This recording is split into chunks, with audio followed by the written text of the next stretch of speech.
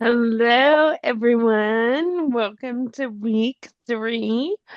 Um, I chose the hardest um template last night to edit to promote today.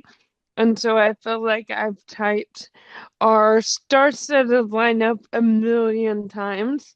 Um, and so I am very excited for tonight's conversation.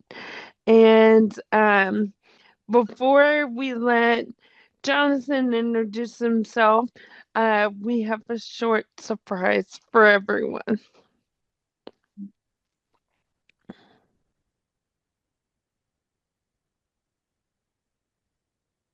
What a wonderful event. Thanks so much to Sunny for all that you do for the ALS community and to everyone else involved as well. We can't tell the story of ALS without Lou Gehrig. I have loved baseball my whole life, and I am so proud of what our baseball community does to honor both his incredible Hall of Fame career and the legacy of raising awareness. If you don't already have plans for Gehrig Day at the beginning of June, I highly recommend taking a look at the schedule at mlb.com/mlb-together. Baseball and ALS is such a unique connection. No other sport is so closely associated with a specific disease in this way. As a baseball fanatic and someone who works in the sport, I have always found comfort in the constant presence of baseball throughout the year. From February, when camps open, through early November, MLB baseball is there by the time the World Series is over. Winter leagues are underway. I've always felt that companionship and comfort from baseball, and never more so than during my lengthy diagnosis process. Baseball is there for us. It doesn't change, but we can use its power to change the world and end ALS.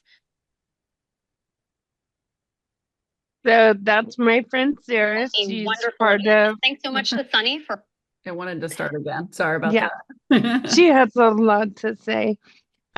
She was going to be here tonight, but she is still working for MLB.com, and she is a part of her ALS story. And so she created that voiceover, and then I threw in some pictures that I found on by Googling her. It's always a sign of excitement when you're Googleable. Um, but that is her brand new 11 Labs AI generated voice. So, all cool things. Awesome. All right, Jonathan, you're up. Mhm. All right. Thank you, Sunny, and for inviting me to be here as part of your book club, your movie club. And I hope we can just have a discussion. How many people watched the movie? Wave or show me how many people have watched it. Let me change almost everybody. Yeah. Oh, good, good, good. And I don't want to embarrass you, but how many people have read my book about Lou Gehrig? Me. Right, that's I pretty was good. waiting for it at the library, but I requested it for Minuteman, so hopefully we'll have it soon. All right, pretty good. And is it safe to assume everybody on the screen has someone in their family or is connected personally to ALS? All right, Yeah. so I'll just say a few words, and then I'd just love to have a discussion about the movie, and we could talk about how true it is to Gehrig's life and what Gehrig's life, means to people with ALS. I think we should mostly keep it open as a discussion, but and Sunny didn't give me any rules about how to run this show, or so Nope, you're doing great. I'm free to do what I want, right? Okay. Yes. Well, no, the book came out 20 years ago, and I can't believe I'm that old now. It was my first book. I've written 6 altogether, and when I started on the book, I was a huge Yankee fan. I mean, I grew up in New York. Um, I had Gehrig posters on my wall, and he wasn't necessarily my favorite all-time Yankee. You Babe Ruth, DiMaggio, Mantle, Gehrig. Those are like that's the Mount Rushmore, I think, of Yankees. And Gehrig was always sort of the most boring of them all, to be honest. Right. So what did I know about Gehrig as a fan and as a kid? Of course, the streak, 2,130 consecutive games, 495 homers, the record for RBIs for a very long time until Hank Aaron broke that record. But he was also, and of course, I knew as a kid that he died young, but I didn't really know what that meant, and I didn't know what ALS was, and certainly couldn't pronounce it. And also, when you're a kid, like dying at 34 or 35 sounds pretty young, but you don't have perspective yet to understand that. So it was about when I was 34 or 35 that I began to think, wow, what did Lou Gehrig go through? What was his life like? How did the ALS affect him and his family? Has anybody ever written that story? And of course, I'd also seen Pride with the Yankees, and that didn't help much. And you never know how much you can trust a movie.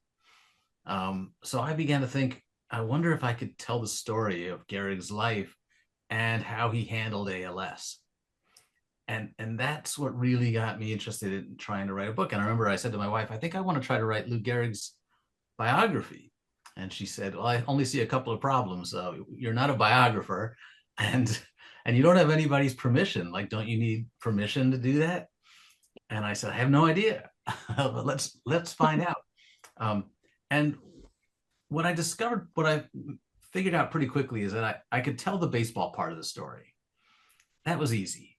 That had been written about a lot, and you can always go back into the archives and see what the newspapers said about him when he was playing ball. And I knew I could reconstruct his life up until ALS. The question was, could I add anything to our knowledge of how he was diagnosed and how he handled his illness and how he was treated by doctors and what kind of research was going on and what was understood about ALS at the time? And I decided just to dive in and see if I could figure all that out. And I have to say, Gehrig did not make this easy on me. He was, as you can tell from the movie, this part they got right, he was incredibly shy. He did not give interviews. He did not ever write his own story. Babe Ruth used to write his own memoir like every off season because he needed more money because he was always broke. Gehrig was never interested in talking about himself. And he had no children. He had no nieces or nephews. So there was no one left to talk about him who really knew him well. So again, knowing that the baseball part would be easy to reconstruct, I began to try to figure out how I could crack the code of who this guy really was and what he went through with ALS. So the first thing I did was call the Mayo Clinic where he was treated and diagnosed. And I said, hey, can you please send me Lou Gehrig's medical records? And that didn't go over really well. They said, there's this thing called HIPAA. Maybe you've heard of it. And, but I'm very persistent as a reporter. So I called a bunch of doctors over there and said, can anyone tell me about the doctors who treated Gehrig? And I found a doctor there who trained with the doctor who treated Gehrig.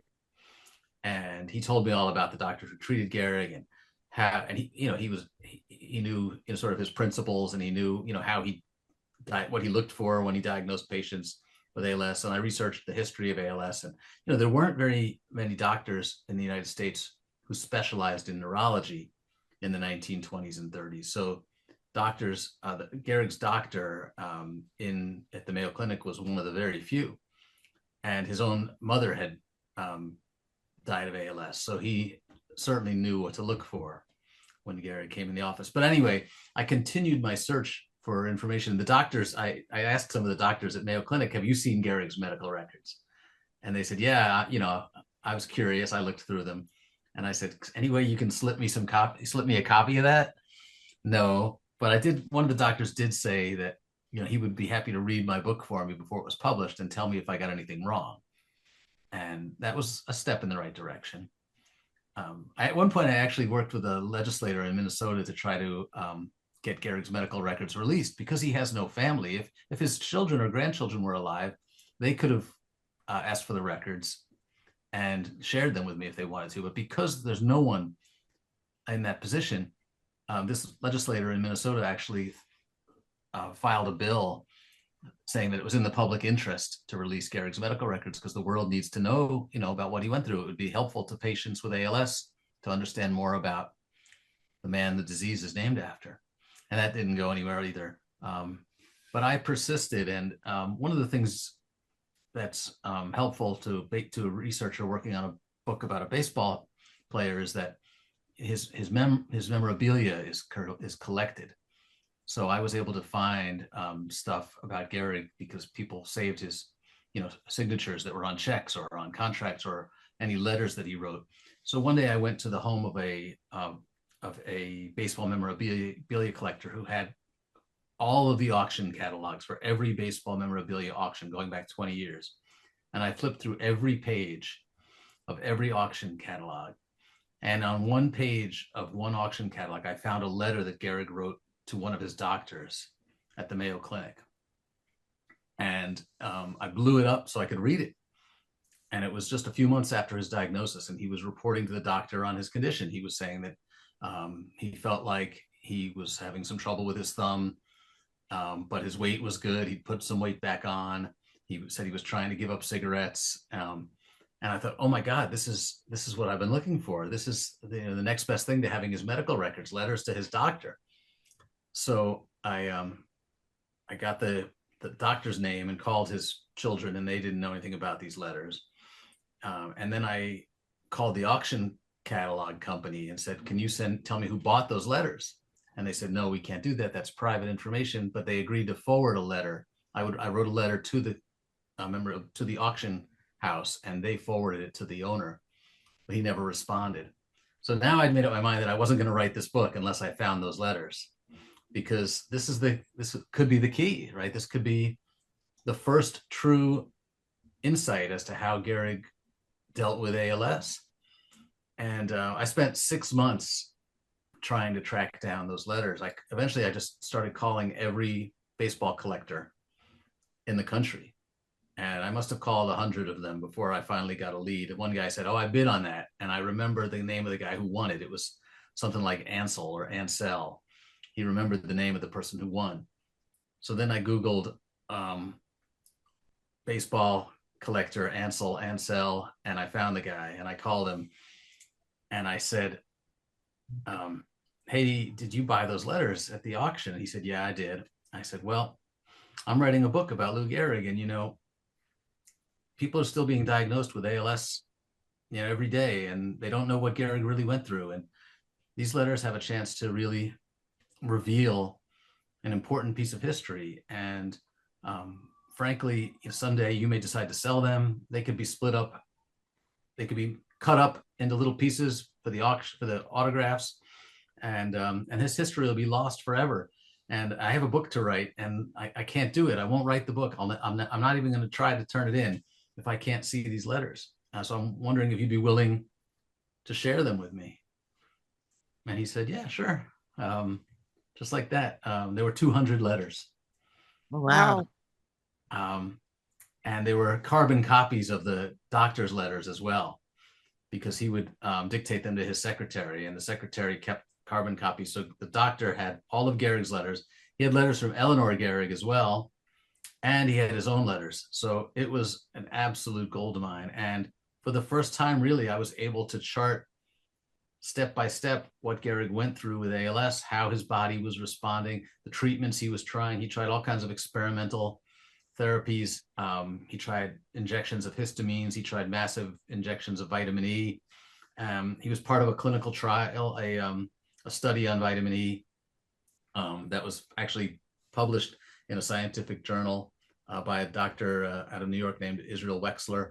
I can't believe after 20 years, I still remembered that guy's name. I'm proud of myself on that. But it was funny because the scientific paper was published, and it said one patient, and of course they couldn't identify the patients in this study, but it said Lou G. period, baseball player. So everyone knew who he was. And the New York Times figured it out and called him and said, hey, is it true that this vitamin E might be a cure? Are you getting better? And Gehrig told the Times, well, it's not really working for me, but we have a lot of hope that we're going to find a cure for this. And the most amazing thing about these letters to me, and as I said, Gehrig was painfully shy, and I always wondered before I found these letters what he was really like. Was he shy because he was just kind of dull, dim-witted, right? There's a lot of different kinds of shy. Or was he shy because he was sensitive and sort of wired differently than most jocks? But these letters showed me who Gehrig really was. first of all, they showed that he was incredibly optimistic all the way through, and was willing to take chances, was willing to subject himself to all of these experimental therapies, um, and that as time went by and he began to see that they weren't helping, he became more interested in the future and other people, and how these experiments might lead to a discovery for someone else. And then he began, using his connections. And I've had spent 20 years now, active in the ALS community, and I found this to be true with so many people with ALS. They become more concerned about the people around them and how this is affecting them and what they can do to help. And he began asking his doctors at the Mayo Clinic for help with his wife and the stress she was under, or even like a friend who was having ulcers. Do you know any good doctors in New York that he can go see? He began using his connections to the Mayo Clinic to help others. And he began asking his doctor if he would, just try to string his wife along and not let her know how grim the news was. And ironically, Eleanor was writing to the same doctor and saying, "Hey, I know it's not going very well for Lou, but if you could just, fib a little bit and keep his hopes up so he still believes that this could be working, it would really be great." And it was just so beautiful. And what I learned about Lou is that, he kind of overcame his shyness when he got ALS. He always loved baseball, of course, and he was so proud of his skills in baseball. But I think he became a more complete person when he had to deal with ALS and think about what really mattered to him. And if you think about his speech, which, if you've seen the movie, that's the key to that's how the movie ends. When he says he considers himself the luckiest man on the face of the earth, and he's obviously not saying that he's lucky to have ALS. He's saying he's lucky that he had a life that he loved, and people around him who he treasured, and that ALS only helped him better appreciate that. And I think that's what makes him so heroic, and why he's still an appropriate, symbol for us, and why we're still wearing the hat that Diane's wearing, and why we still, almost not every, I don't know about today, you guys can tell me, but I know 20 years ago, almost every neurologist I talked to said they had a picture of Gehrig in their office. And that when they diagnosed someone with ALS, they talked about Gehrig, not just because his name was associated with the disease, but because he was a symbol of strength. And this is a disease that takes away your strength physically.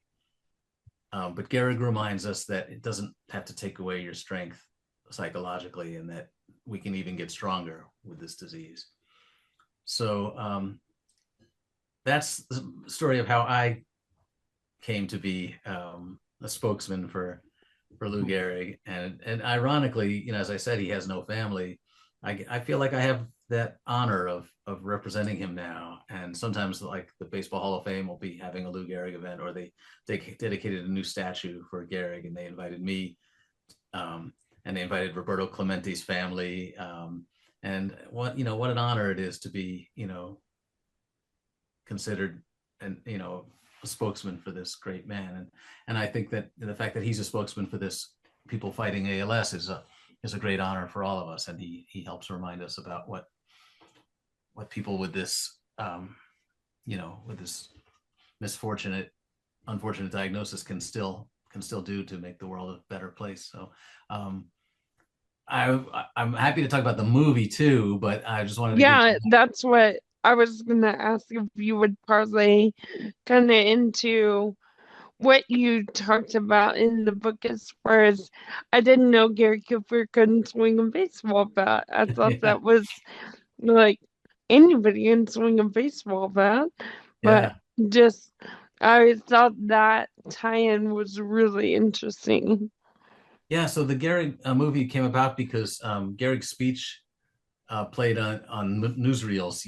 Movies, before the movies would start back in those days, they would have these news clips, and Sam Meyer, is it Sam Goldwyn at MGM saw Gehrig on the newsreels and said, "Hey, maybe we can make a movie about this guy," because his speech was so stirring. And Gary Cooper was cast, even though he was he'd never played baseball. He grew up on a ranch. He was athletic when it came to riding horses, but he couldn't throw or swing a bat in any convincing way. So they had to really fudge that. And the other thing that is important to know about the movie is that, first of all, you may be wondering why they had why why it was a musical, why they have these dance scenes, and that's because the movie came out during World War II, and men were all off fighting, and so they needed to figure out how to make this movie more popular with women, hoping that some women would buy tickets. So they made it more of a love story, and of course, Eleanor was heavily involved in shaping the movie, which is also why Garrick's parents are portrayed so badly, because Mm. Eleanor hated Garrick's parents and vice versa. So Eleanor was in charge of the movie, and she took out years of anger uh, on her in-laws and made them look horrible in that film. And really, it's in some ways it's Eleanor's movie. I mean, she's the really, in many ways, the most compelling figure in that film. So a question I had watching the movie, now that you're saying that Eleanor had a huge hand in it, this makes a lot of sense because I was like clicking on different links and being like, was his mom really like this? And blah, blah, blah. And like all of a sudden you have like 18 Wikipedia pages open and you're trying to like get to the bottom of everything. Right. Um, I saw one rumor about Lou and Eleanor. They couldn't have kids and they wanted to adopt at one point, but his mom said no, and that he was like a mother, like a mama's boy sort of person, was like the stereotype, I guess. I wonder how true all that is, that like if that actually played a role or if that's just a rumor. They're like, oh, he always listens to his mom situation. Yeah, it was ugly. I have a line in the book, something like, if there were a Hall of Fame for Mama's Boys, Garrick would have been inducted in the first class. Um, he was a virgin until he was 30. He used to take his mother on road trips. I mean, think about this. He's with the 1920s, the Yankees in the 1920s, the Roaring Twenties. And his best buddy is Babe Ruth, who's having, more sex than anybody around. And Garrick is a virgin. He wants nothing to do with it. He would go home back to his hotel room when they're on the road and read a book. And he would like hug and kiss his mother for so long at the train station in front of all of his teammates, like he couldn't bear to leave her behind. It was really kind of sad. He never learned to cut the umbilical cord. But I should say, in his defense, he's the only one of 4 children who survived. So Right. he felt like he had to be everything to his mother. He had to give her the love of 4 children. And a lot of people feel like that's why he grew so big and strong, was because he wanted to be this, giant, tough, strong man for his mother, make sure that she wasn't going to lose a 4th child. And of course, she did lose the 4th child. So, it's understandable why Garrick might have been so attached to his mother, but, even most mama's boys get to a certain point where they outgrow it. And when Garrick, and first of all, when he met Eleanor just had to like sort of drag him kicking and screaming into marriage. And Lou said, okay, we'll get married. And then he said, what do you mean we're not going to live with my parents? Eleanor said, no, that's not happening. And Garrick like couldn't even break it to his parents that they weren't going to live in the same house. So it was rough. And I certainly feel for Eleanor. That's a tough situation to get into. And Lou, God bless him, he was pretty slow coming around on that issue. In the movie, they really emphasized how mom wanted him to be an engineer, and that this was kind of a theme throughout. And I was curious about whether it was really true that she misheard him saying he was going to Hartford when the Yankees had hired him, and that she really believed he was going to Harvard for engineering during all of that time. Do you know if that was true? No, that's not true, the Harvard thing. But she did want him to be an engineer. You can imagine that she's an immigrant. And remember, she came over to this country by herself with no family, no money, and marries this much older man. She had a really rough life, and there's no way she would have believed that he could have made a career in baseball. Like that's incomprehensible. So yes, she wanted him to go to Columbia and become an engineer, and she was very upset when he dropped out early, until she saw how much money he was getting paid. And then she's like, oh, okay, that's fine. Yeah, because it absolutely transformed their family's existence once he started getting that baseball paycheck.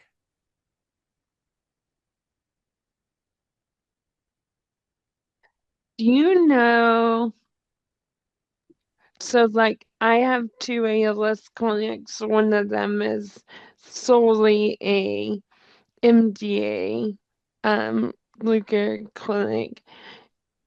I guess I was hoping I know in your book you talk about how charitable the Gehrigs were after his passing to research and stuff like that. Do you know much about the establishment of the MDA neuromuscular clinics? No, I'm sorry, I really don't know That's okay. I'm enough. really putting you on Um, the spot. no, I don't really know even how much Eleanor was involved with ALS after he died. I'm sure it was hard for them, as Oh, yeah. family, emotionally to deal with. And of course, back then there was no organization really like these that you guys are a part of. How And it long? was very much an an unknown disease at the time, and that's why the work that came out of Gehrig's legacy is so important because when Gehrig was diagnosed, no one had heard of this, and a lot of people thought it was contagious. And in fact, Gehrig ended up suing the New York Daily News because they said they wrote a story saying that he might have already contaminated his teammates, and they thought it was like polio. And Gehrig really helped raise awareness even in his lifetime.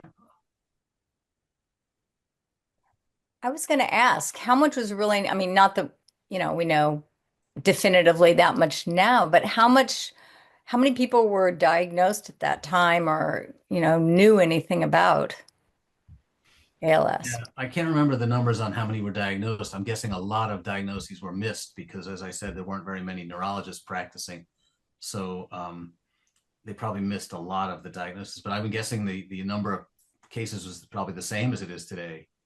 Um, just the diagnoses are more now, but very little was known about it at the time. And really, when Gehrig was diagnosed, newspapers would run this like sort of, here's what you need to know, here's this disease that Gehrig has, here's what you need to know about it. But even then, it led to a lot of misinformation. A lot of people just kept thinking that in fact, it's interesting to think about this. When Gehrig gives his speech at Yankee Stadium on July 4th, 1939, much of the crowd thinks he's going to beat this. Like they think he's just going to need a cane because polio is on everybody's mind.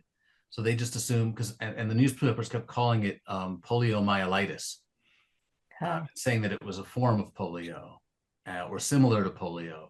So I'm betting that most people in the crowd that day, even though it was very emotional, they didn't think he was dying. They just thought that he had this disease that was going to leave him unable to play ball, and maybe that he'd be in a walk with crutches or need a wheelchair. So I think the understanding of the illness was really really very little at that time. Jonathan, I actually got the book in 2005 or maybe 2006. My sister was working at a bookstore and she knew I was running an ALS support group and she thought, oh, she'll like this. So I read it. And first of all, I was also working in corrections at the time. And I was very struck by the fact that after his diagnosis, he worked for the parole board in New York for some period of time. I mean, he only lived for 2 years after his diagnosis, so it couldn't have been for too terribly long, but that really struck me as pretty remarkable and not something most people know about. But the other thing that stayed with me, and I don't know, I may be misremembering because I haven't read it for a long time, but it seemed to me that you had said in there that, again, maybe from these letters and stuff, that his understanding was that he had like a 50-50 chance of surviving it at the time he was diagnosed. Now, maybe that was part of his trying to sugarcoat it for Eleanor, or I'm not sure, but am I misremembering that, or can you help me understand that? Yeah, no, you're remembering correctly, but I do think he knew that it wasn't true, and that he was saying it to try to keep a good face, to keep a strong outlook, and to give people around him hope. He kept saying, yeah, doctors are saying it's 50-50, even as it kept getting worse and worse. And as for the parole commission thing, that's I love this so much about Lou. Like, think about this.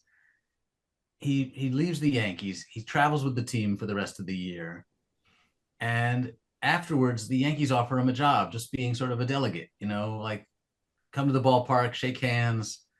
He's offered another job, like as a greeter at a restaurant, and he's like, I want to do something meaningful. And he talks to the mayor, Fiorello LaGuardia, and LaGuardia says, you could really inspire a lot of people by working as a parole commissioner. You could help these youth who are in trouble with the law to turn their lives around. And Gehrig says, well, I don't know anything about the legal system, the criminal justice system.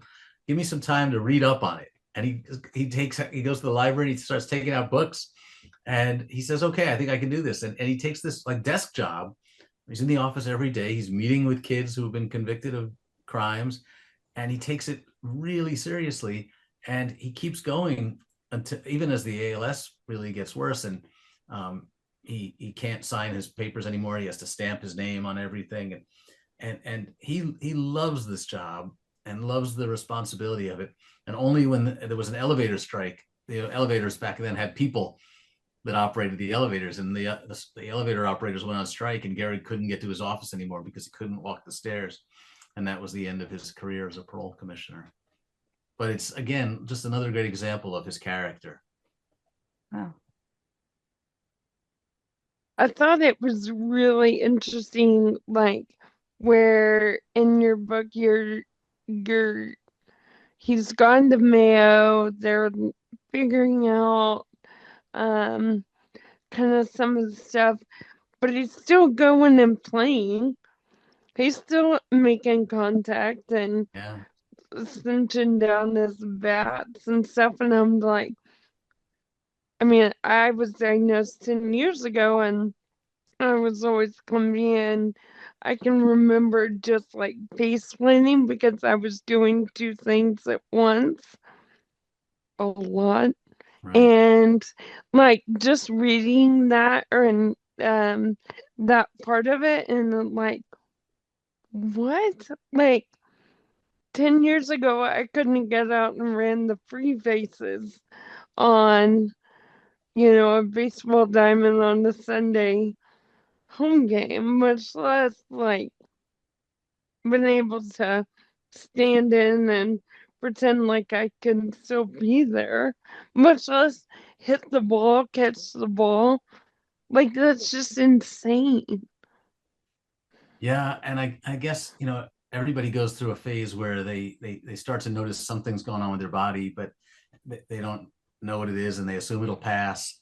And Gehrig went through that in public view, which is so interesting. And it's really unique among ALS patients, probably because we can chart the early onset of his disease. We can watch how his power numbers start to decline. And I was even able to find records from the Louisville Slugger baseball bat company when he began ordering lighter bats. So, and he's talking about, because it's happening day by day, right? This is a full year before his diagnosis. He's playing a full season with the Yankees. He doesn't miss a game, but he's complaining a lot more about, first he's got blisters on his hands. Well, that might be because He's gripping it tighter than he used to, because he doesn't quite have the same sensitivity in his fingers, right? And he's talking about how balls that he hit that he used to be confident that they were a triple, now they're only a double, and balls that he thinks are leaving the park are long outs on the warning track. So we can see him talking about it day by day to these sports writers. It's fascinating. And I think it's worth noting that in that season, 1938, his last season, he hit 295 with 114 RBIs and 29 home runs. He played that entire year with ALS. Even in spring training, he was showing signs. So I think it's the greatest individual season in baseball history. I don't think anything, he had the opposite of steroids, right? Right. He had something that was melting his muscles away, and he still put up numbers that were among the best of all time. And I think that we should consider that the greatest season by any human ever to play the game of baseball, because he did it with ALS. So, Wow. That's insane. Jonathan, since you've read so many of the letters and you like, I feel like you're the closest person we'll ever have to like actually knowing Lou Gehrig at this point and like knowing his personality. At the time, he had no idea that ALS was going to be his namesake. Like no one, there's no way that people would have known at that moment in time that it would be Lou Gehrig's disease, what, 87 years later after Right. he passed from ALS. So how how do you think he would feel about it, being a private person? I think, first of all, he'd be proud and honored to represent people who have struggled with this same thing that he struggled with. I think he'd be really angry that it hasn't been cured yet, because he really thought it was going to be cured, before he, died. And um, I think if he knew how much money's been raised thanks to his image, and how many people, look at those pictures on the wall of their doctor's offices and see like, hey, Lou Gehrig's disease is named after a strong man. I think he'd have to be honored by that. I have And a, oh, go go ahead. for it, Bill. I was just wondering, when you located the person who won the letters in the auction, how did you get to see them? Like, did you go visit them? Did they send you photocopies? How did you get to read them? He said, I said, first of all, I didn't want to take any chances. I said, I'm going to get on a plane tomorrow and come to your house. And he said, no, you don't have to do that. I'm coming to Chicago next week. I'll bring photocopies. And I was still really nervous about it. Like, what if this guy's plane doesn't make it, right?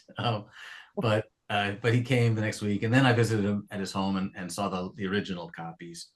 And he agreed to allow the Baseball Hall of Fame to have copies of it now, so they're available to other researchers as well.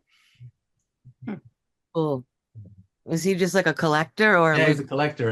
And when I said to him, like, this is important, it's for history, blah, blah, blah, I also said, and me putting it in the book will probably raise the value of the letters.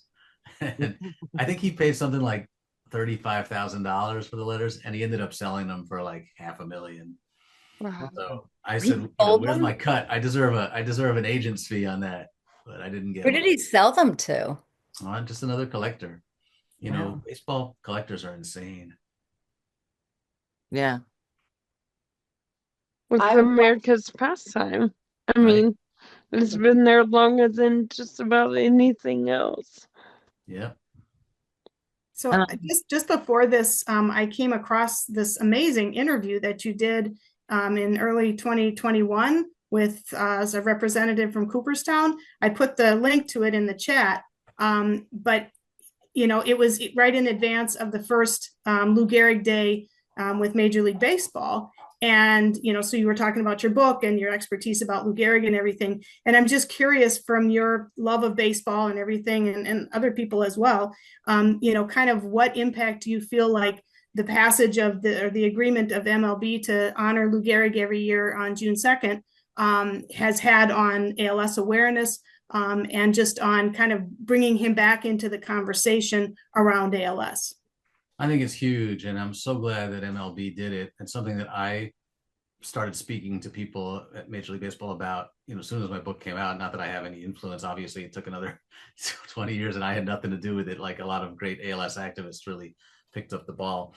And I think I have no idea what kind of impact it's had on fundraising, because I'm not on that side of the game. But I just think from public awareness, it's fantastic. I think we reach a lot of people every year, and just having his name in the broadcast and on all the media coverage, for one day a year is phenomenal.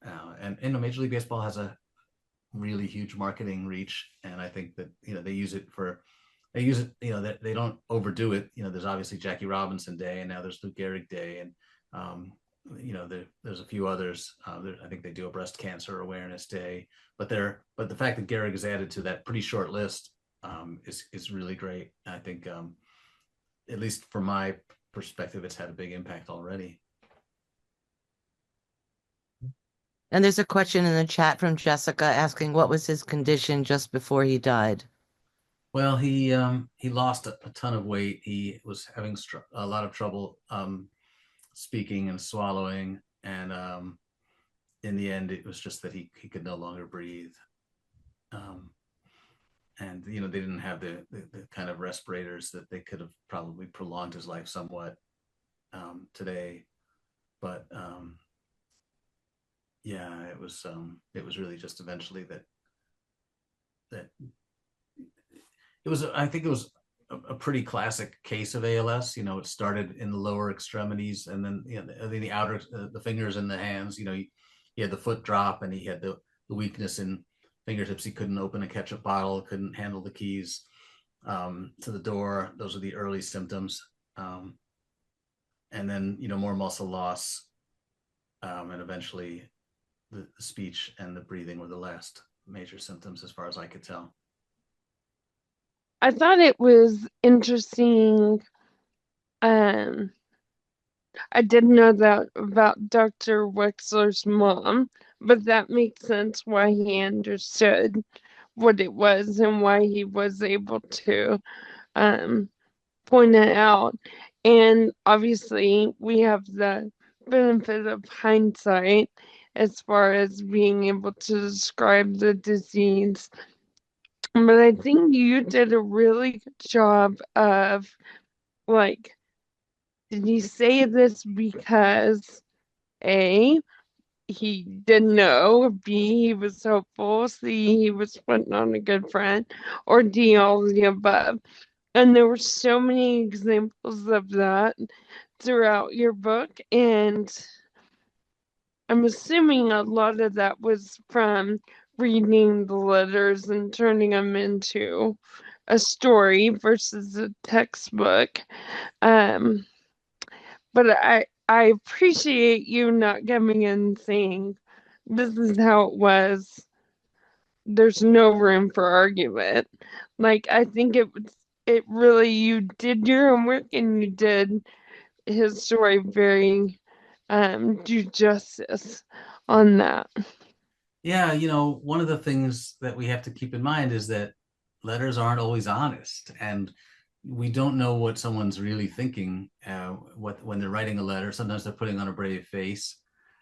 Sometimes they're lying to themselves, right? Like we all do that, and just like you learn not to trust people's Facebook profiles because everybody's got a perfect marriage and a perfect family. Well, that's not been my experience. So as a biographer, you have to take that really seriously. Just because he's writing this doesn't mean it's true, and you want to let the reader decide for themselves.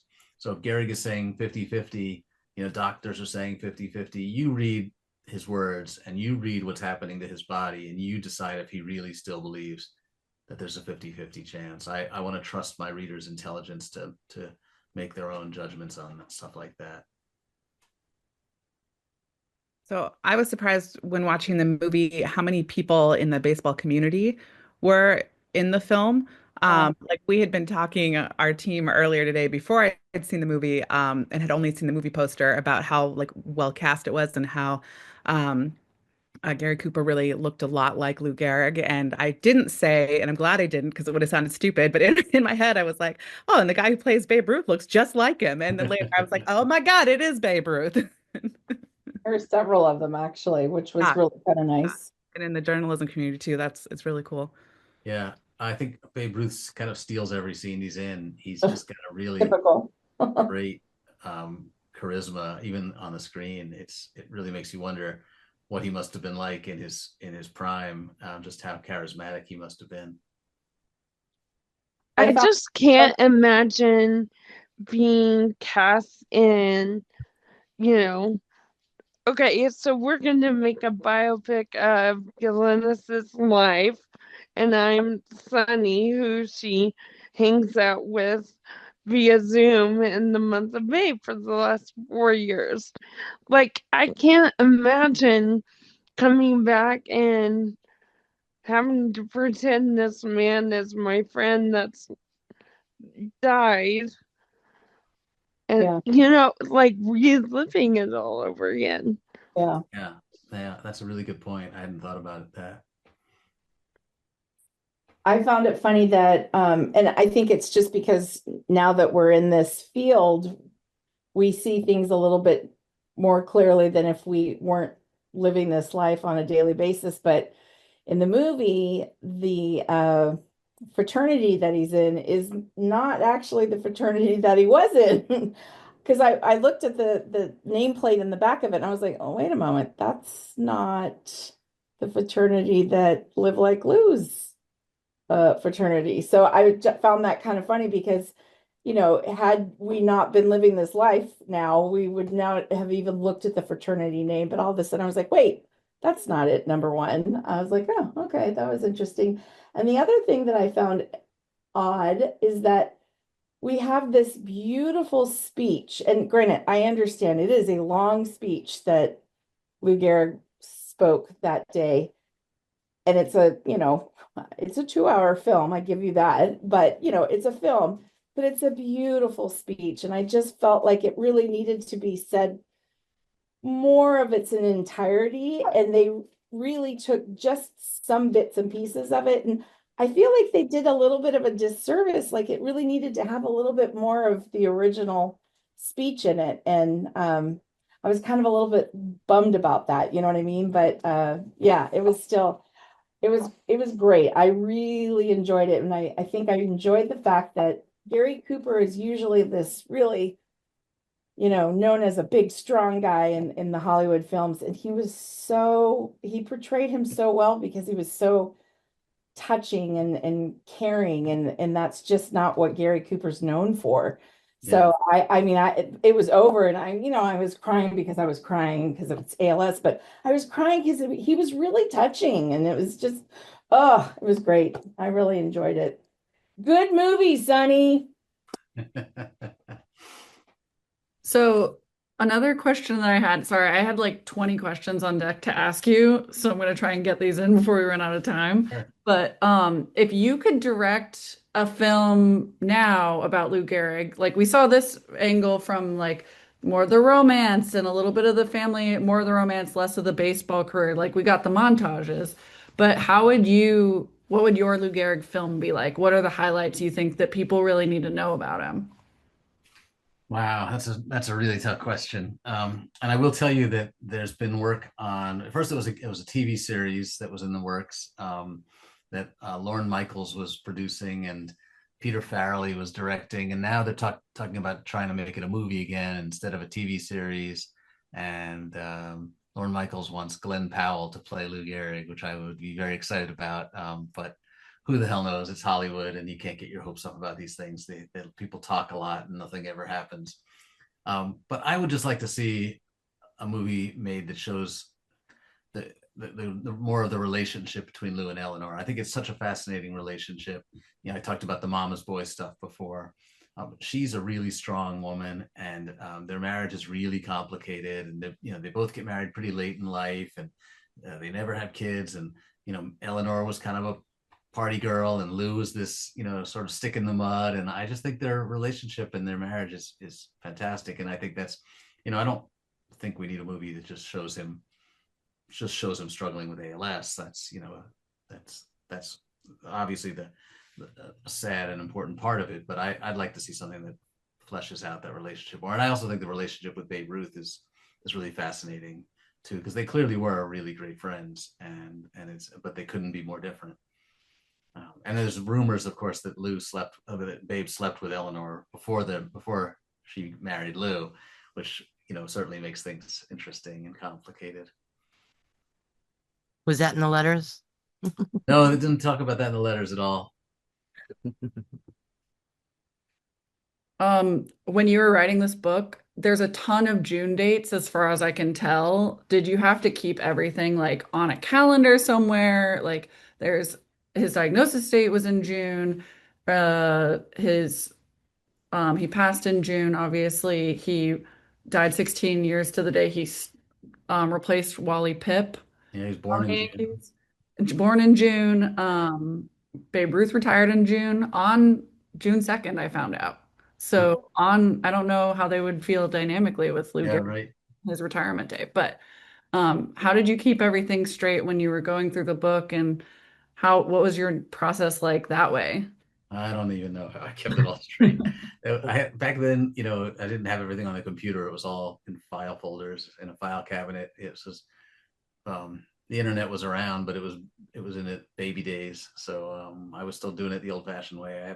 I have photocopies of every single document, and I wasn't scanning things and saving them in the cloud. I was just putting it into a file cabinet. I had file folders for every month of his life, basically, so that I could, and every person in his life, I had a separate folder. So it was, in some ways, I liked it better in terms of organizing my research materials that way than I do on the computer.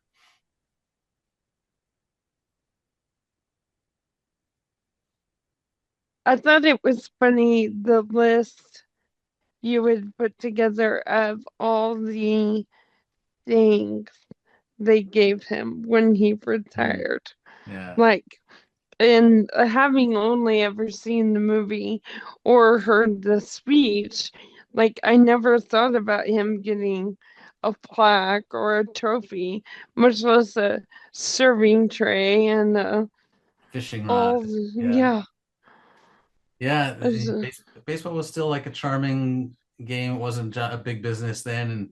And, the ushers all chipped in and bought him a gift. And it was really sweet. I see a couple questions in the chat. Somebody asked if I'm involved with ALS today. I do lots of different talks and fundraising events, and I'm on the board of the Les Turner ALS Association in Chicago. I've been a spokesman for them or on their board for a long time. Did I encounter any proprietary issues with the Gehrig Foundation? Back when I wrote this book, Eleanor's lawyer was still alive, and I went out, met with him, and he said, you have permission to use all of Gehrig's speeches, all of his letters. I don't even know if he was really authorized, but the Gehrig, the company that owns Gehrig's image was not really active at the time. I don't know if maybe they were at war with this lawyer or if the lawyer was holding them at bay, but I encountered no problems. Today, I probably would have run into big problems trying to quote from those letters because they could argue that Gehrig has the copyright on them or something, I guess, but I got away with it. And I see there's also a question about buying an autographed copy of the book. Yeah, I'll put my email, and you can just email me if you want a signed copy, and I'll mail one to you, or you can send me by some money by Venmo or whatever. And I'm happy to take care of that myself. Sometimes I ask people to go through my local bookstore, but they're getting tired of me doing that, so I'll just send it to you directly. Are you working on anything now? Yeah, I'm working on a biography of someone much more controversial than Lou Gehrig. I'm writing about George Soros. Huh. Oh, he's real? he's real, and I don't think he really controls the world. Because when I go over to meet with him, he doesn't let me. He doesn't like. I say, if you want to take a rest, I'll control the world for a little while, but doesn't let me do it. Wow, cool. tell us about winning a Pulitzer. It's pretty good. I recommend it. It was absolutely one of the most exciting, certainly like of my professional life. Having kids, is maybe, and getting married is maybe the only other thing that I can compare. I was home alone. I did not know it was coming, and when I got the news, I was like screaming, and there was nobody here to hear me screaming. But it's been amazing. It's been a year now since I won it, and I still feel like I have to pinch myself that it really happened. Did they call you or like did you get an Oh, email? they don't call you. You just they do the announcement live on YouTube. And a friend of mine called and said you should like check it out. I think you might win a Pulitzer. Like, I don't know if he had inside information or if he just had a hunch that, like, there aren't that many big biographies that come out every year. So like several of my friends were saying, you got a shot at the Pulitzer. So I watched it live on YouTube. They said your name and you were like, oh my Oh my gosh. God. I know him. Yeah, it was That's amazing. how I felt when you wrote back and said, yes, I'll come on your film. Ah, that's so nice. Me and Sunny and Emily were very excited. Yeah. I appreciate the invitation, and I'm glad you guys are still fighting and keeping up the good work. It's so important. Absolutely. We won't stop till we do. Wait, before you have to go, Glynis wants to know if the Rip Van Winkle Foundation still has ownership of his rights. Oh, I don't know. I haven't really been in touch with any of those folks for a while, but as we were, exploring the movie rights, I don't even think that's come up. That's a great question. I haven't looked into that in a long time. Last I heard, it was one of the big licensing companies, like one of the companies that owns lots and lots of ball players' rights. Crazy. But I'll tell you an interesting story. I don't know. I've never mentioned this before, but the lawyer who represented the Gehrig family was Eleanor's closest friend and advisor for many, many years, George Pollock, and he's the one whose house I went to, and he had some letters in his files, and he had all of Gehrig's contracts, but it was mostly he didn't really know Lou very well. He came on board. His law firm worked with Lou and Eleanor. And then when Lou died, he became Eleanor's attorney. And his daughter called me a couple of years ago and said, I have all my father's papers now that he's passed away, and I don't know what to do with them. And would you consider taking care of them? So I said, absolutely. I'll take your father's papers, and I'll make sure they either, go with my papers. So all of my Gehrig research materials, I don't know if I'm going to donate them to the Baseball Hall of Fame or if I'm going to donate them along with my papers from my other books to the Northwestern University Library, but they'll be in one of those two places. So I'll take your father's papers and I will make sure that they go to one of these two archives so that other researchers can use them in the future. And then she said, I have one more thing that I want to give to you personally and for your children. And she had a pearl necklace that Lou had given to Eleanor. And she showed me a picture of Eleanor wearing it. And she said, I want you to give this to your daughters. I said, well, which one? How am I going to choose which daughter gets this? So they're just going to have to fight about it someday. Like, I don't know what we're going to do about it. But yeah, I have this unbelievable pearl necklace that was Eleanor Gehrig's. Oh my gosh. And I don't have any way of proving that it was Eleanor's, except that it's her word that that her father got this from Eleanor. So that was incredible. Jonathan, I'm curious if you have come across this book. I don't like that book. Oh, really? No, I have a big problem. Tell me. I have a big problem with it. And I've resisted saying anything publicly because I don't want to bash another author. But what's it called? It's called Lou Gehrig. It's called The Lost Memoir. Lost Memoir. It wasn't lost, and it's not a memoir. It wasn't lost. It was published in a newspaper, and it wasn't written by Lou Gehrig. It was written by one of the ghostwriters that Christy Walsh hired to help write columns for his clients. And it's not a memoir. It only tells, I was really frustrated that the publisher would put that out and make it look like Lou Gehrig actually wrote it. And then half of the book, so that part of it is the newspaper columns reprinted, and then part of it is just sort of a Wikipedia summary of Lou Gehrig's life that they basically, cribbed from my book. I'm still frustrated by that, because some people go online and they're looking for like a book about Gehrig and they think that he wrote that, and it's just wrong. It's really deceptive. So did he not write articles, Lou himself, at all? No, he never did. He had a PR man who wrote them for him.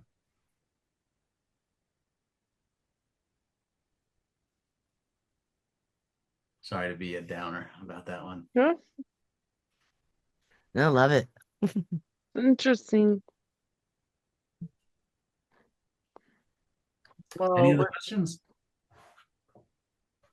I have about 40 I can email you after this. Uh, this was really, really awesome. Watching the movie, and then one thing that I should have mentioned earlier in this is Lou Gehrig was in a movie, and I just found this out this week. He was in a movie called Rawhide, so you can find it on YouTube right now. I don't know if it's like legally It's on so YouTube. fun. It It's is so fun. hilarious to watch the bits that he's in, trying to be like a cowboy, city boy.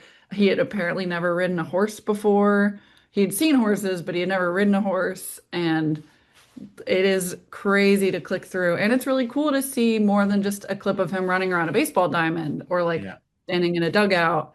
You really get to see how he moved. And this was what, 2 years before he was Yeah, done? it's really great. First of all, I also love just how heavy his New York accent is. You really get a good feel for that. But it was filmed the year before his diagnosis. So um, I was really curious, and I asked a bunch of neurologists to watch it with me to see if they could see any signs of early symptoms. And there was one neurologist who wrote a paper saying that he thought he could see signs uh, of of early indicators in that movie, and I didn't see it at all. And the other neurologists I asked to watch it said they didn't see it at all. And there's some scenes where he's, doing he's doing very physical things. One point he picks up like another guy, and then they cut and they put like a dummy in his hand, so he throws the guy across the room in a bar fight. But even then, you can see like he's picking up the guy at one point before they do the cut. He still looks really strong. Uh, but it's a really fun movie to watch. I And think um you had a line in the book, something of Gary, to the extent of like, you think I look good on the diamond, you should see me in the 10-gallon hat riding a horse. Yeah. You could tell he was having fun. That's awesome. well, this was amazing, and I want to make sure all of our new hires at work read this book and watch the movie and just get to know more about Lou Gehrig, because I've been with ALS-TDI for 8 years now, and I feel like this week I know more about Lou Gehrig than I ever have, honestly. And I'm also going to make my husband read your book because he's read other Lou Gehrig books, but apparently not yours yet. Oh So yeah, I've got to work on that. Maybe we can get MLB to one of my fantasies is to get MLB to like put a copy in every player's locker on Lou Gehrig Day. That's my dream. that would be amazing. Or they could just put one on every seat in every stadium. That would be okay too. Yeah. Yeah. That's a great idea. I think, Glennis, aren't you part of the Lou Gehrig Day Committee? You get a book and you get a book and you That's get right. a book. That's right. They're not as And expensive here's as cars. Jonathan to sign them all. Sure, you got it. If you can, yeah, if you can get them to give away books, I'll be happy to sign them.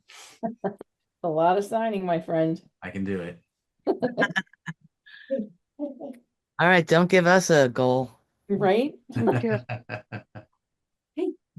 Well, thank you so much for agreeing. Yeah, thank you for all the work you're doing. It really means everything. And good luck to everybody. Keep up the good fight. Thank Yes, you. thank you so That's much. great. All right.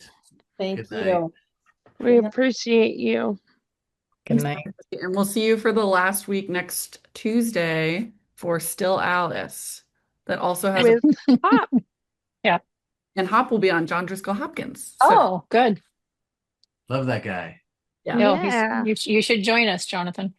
Come back Send me next. the link. I'll try. I did a great interview with him for another ALS for his group. Maybe volunteered. 6 months ago. Oh, Yeah, thank you we for love staying in Hop. that fight too. Like, I love that. You bet. Yes. Happy to help in any way I can. Thank you so much. All right. Bye-bye. Have a good Bye. night. Take care, Bye. everybody.